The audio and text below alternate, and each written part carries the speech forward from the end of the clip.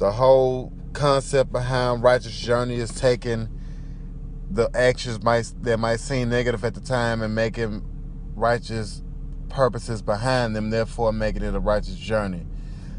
Things like smoking weed, which I want to talk about today. And you might ask, how the fuck can smoking weed be positive? But I think a better question is, who the fuck says smoking weed was negative? So Harry J. Aslinger, or Aslinger, I'm not sure exactly if I'm pronouncing it right, but he was the first head of the FBN, which was the Federal Bureau of Narcotics, which became the DEA later on.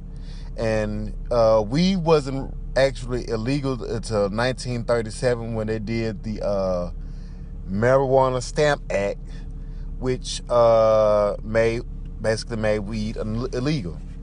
So this guy sat on panels before then and led the charge. It was like it was like some nigga had been fucking on his bitch or his daughter or something. This guy had real disdain for minorities. I'm gonna tell you, these are his words. I'm gonna tell you what he said. This is an actual quote from Harry J. Aslinger, the first commissioner of the FBN.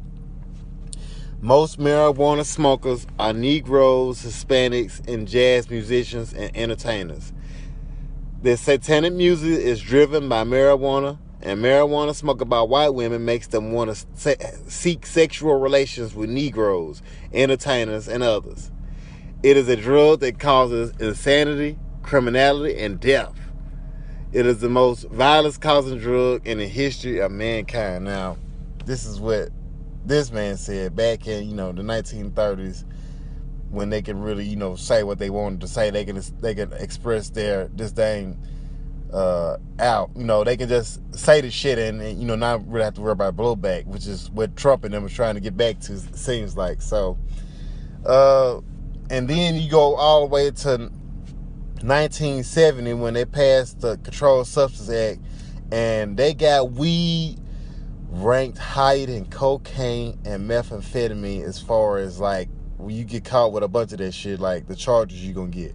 How the fuck can they say cocaine and meth is more safer than weed? I don't know. But this is what they still use in drug sentencing and drug laws today, the same guidelines. It has not been changed. So the question after that is, so what do we do? So how is, because we still smoking, so how can we make that shit positive for us? And given the current circumstances, what do we do? What do we do? Well, states are beginning to slowly make weed legal. As you can see, it's on the way because the dollars coming in behind it can't be denied.